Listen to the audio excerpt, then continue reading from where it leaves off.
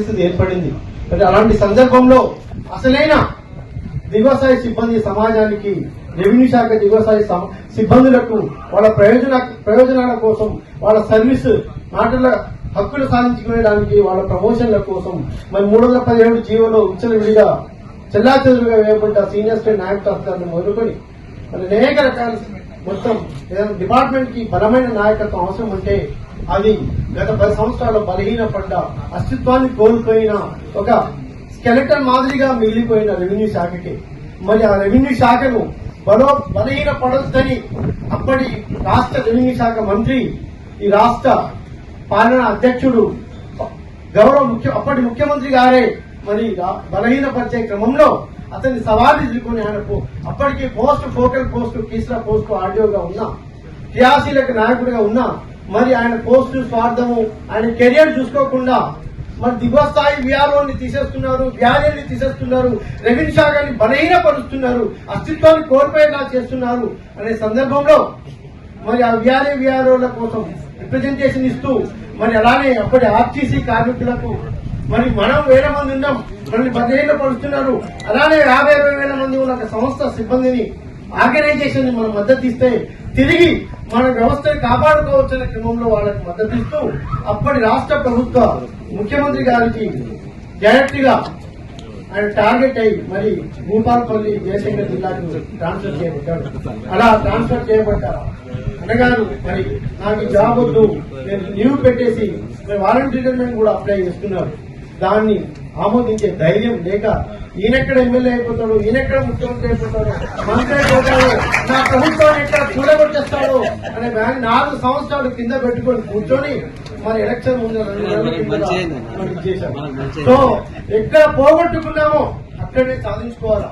ఏ వ్యవస్థ బలహీనపడవలని కోరుతున్నానో ఆ వ్యవస్థ బలోపేతానికై వ్యవస్థీకృతంగా తిరిగి తీసుకొచ్చే క్రమంలో తిరిగి తీసుకొస్తేనే భవిష్యత్తులో అలా బలహీనపడే సందర్భాన్ని తిరిగి రాకూడదని ఒక పరిరక్షించే వ్యవస్థగా ఒక గొడుగుగా అన్ని స్థాయిల్లో అన్ని రకాలుగా అన్ని క్యాడర్లో భవిష్యత్తు నాయకత్వాన్ని నేను 4th క్లాస్ ఎంప్లాయీస్ నుంచి జూనియర్ అసిస్టెంట్ నుంచి రికార్డ్ అసిస్టెంట్ నుంచి సీనియర్ అసిస్టెంట్ నుంచి మనం తయారు చేస్తా. ఇక్కడ హాల్లో కూర్చున్న మిత్రుల సగటు సర్వీసు 20, 30 సంవత్సరాలు ఉంది.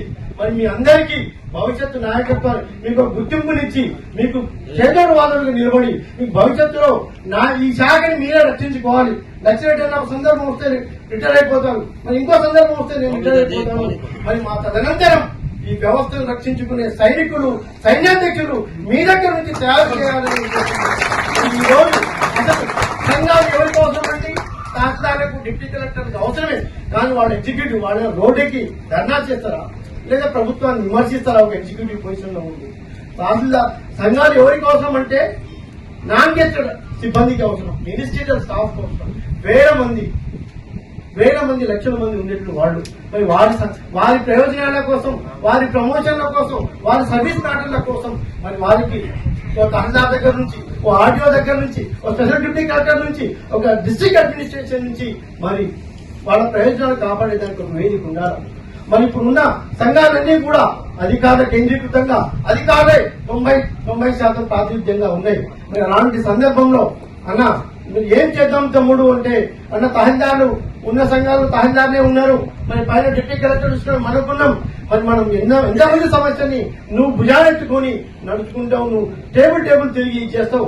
ఒక వీఆర్ఏకి టోకెన్ ఐడి కావాలన్నా 36 గంటల్లో 3 principal secretary including CMO secretary కలిసి మరి టోకెన్ ఐడి ఇచ్చి 4వ రోజు ముఖ్యమంత్రిని కల్పించి మనం వెంటనే మంజూరు చేయించిన నేపథ్యం మనం చూశాం. మరి తిరిగి రావడం అంటే ఏదో నార్మల్ గా రావడం కాదు, బ్యాక్ విత్ బ్యాంగ్ అందరు తప్పండి కొట్టాల, బ్యాక్ విత్ బ్యాంగ్ కొట్టాలి. మన పెద్దలు వచ్చిండు, మరి మనలో ధైర్యం నిండింది. ఒక రాయలసీమ ఫ్యాక్టరీస్ లెక్క చెల్లైన ఆ కుటుంబ నేపథ్యం నుంచి మనం ఒక్కటిగా అయ్యాం. మరి మన ప్రయోజనాన్ని మనం సాధించుకోవాలా.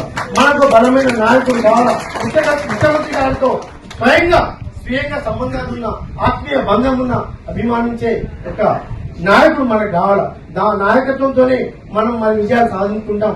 ఏదో రోడ్డు ఎక్కితే ధర్నాలు చేస్తే రాదు. వ్యక్తిగత సంబంధాలు మనకు మద్దతు ఇచ్చే ఆత్మీయ బంధాలు కలిగిన ప్రభుత్వంతో ఆ లౌక్యాన్ని ఆ దూరదృష్టిని నేర్పే నాయకుడు ఉండాలా. మరి అలాంటి నాయకుడు మరి పెద్దన్నగా ఉన్నారు. కానీ అందరి సమస్యని ఆయన నెచ్చుకోలేడు.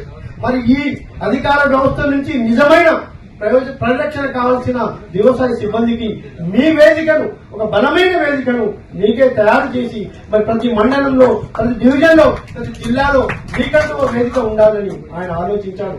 మరి ఈ డిప్యూటీ కలెక్టర్ సంఘం, తహసీల్దార్ల సంఘం, మన దిగువస్థాయి సంఘం అనేది తెలంగాణ రెవెన్యూ సర్వీస్ అసోసియేషన్ మనలో ఒక అనైక్యతను దారితీసే విధంగా సంఘర్షణాత్మక వైఖరి కాకుండా, పెత్తనం చెలాయించేది కాకుండా, ఒక సమన్వయంతో, ఒక సమయస్ఫూర్తితోని, ఒక చక్కటి అవగాహనతోని మన శాఖకు బలోపేతం చేస్తూ మనకేం కావాలో మనం పరిరక్షిస్తూ తద్వారా ప్రజలకు మంచి సేవలు అందించే ఉద్దేశంతో ఇచ్చారు.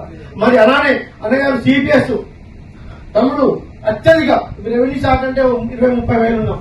మరి ఇంకో 15,000 మంది మిత్రులు వస్తారు. మరి అలా కాకుండా ప్రధానంగా ఈ ప్రభుత్వంలో ప్రభుత్వ ఉద్యోగులకు 2-3 ప్రధాన సమస్యలు ఉన్నాయి. ఒకటి ఆరోగ్య కార్డు, హెల్త్ కార్డు అందరు ఎంప్లాయీస్ అవసరం. ఇంకోటి కాంట్రిబ్యూటరీ పెన్షన్ స్కీమ్ 65% ఎంప్లాయీస్ అవసరం.